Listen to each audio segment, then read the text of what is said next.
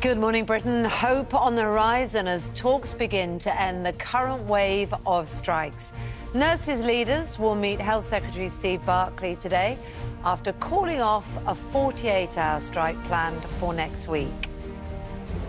After months with the two sides locked in a standoff, does this mean the government has blinked first? Well, talks begin this morning, but there are still big differences to bridge.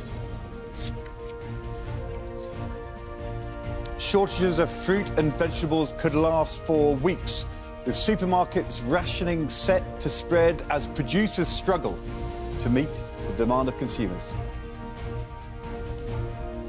Decision day. Shamima Begum finds out later if she'll be allowed back into the UK 8 years after joining the Islamic State group in Syria. And as Chief Scout, he always says, be prepared. But are we ready to help Bear Grylls make the King's coronation a big success? He's on a call for volunteers with us here before 9 o'clock. A cloudy day ahead with outbreaks of rain for many. The outlook turns colder with the return of nighttime frosts. I'll have all the details of that and more coming up on Good Morning Britain. Wednesday, 22nd of February 2023, live from Television Centre in London. This is Good Morning Britain with Kate Garraway and Ed Balls.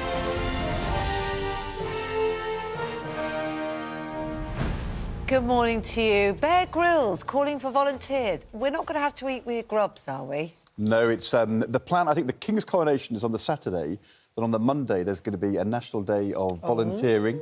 And the Scouts and all the different voluntary organisations are all going to get involved in volunteering, so we're all being encouraged. He keeps, you know, he walks around with grubs in his pocket. I've interviewed him on this show, and he's reached into his pocket, pulled one out and eaten it. Look, it's May, so, but, you know, if you wanted to go do some shopping for a neighbour or kind of weed their garden, that's fine. You don't have to eat grubs. It's not obligatory. OK, thank you. Well, look, our main news this morning is potentially a positive one. The Royal College of Nursing have called off next week's strike action in England while they enter talks with the government on pay and working conditions.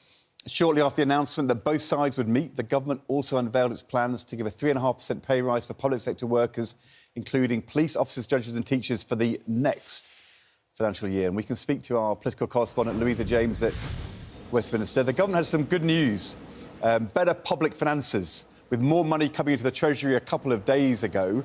And it now seems as though the government's willing to talk again about this year's pay deal with the nurses. Is there an expectation amongst the nurses' leaders that maybe the government's going to give some ground now?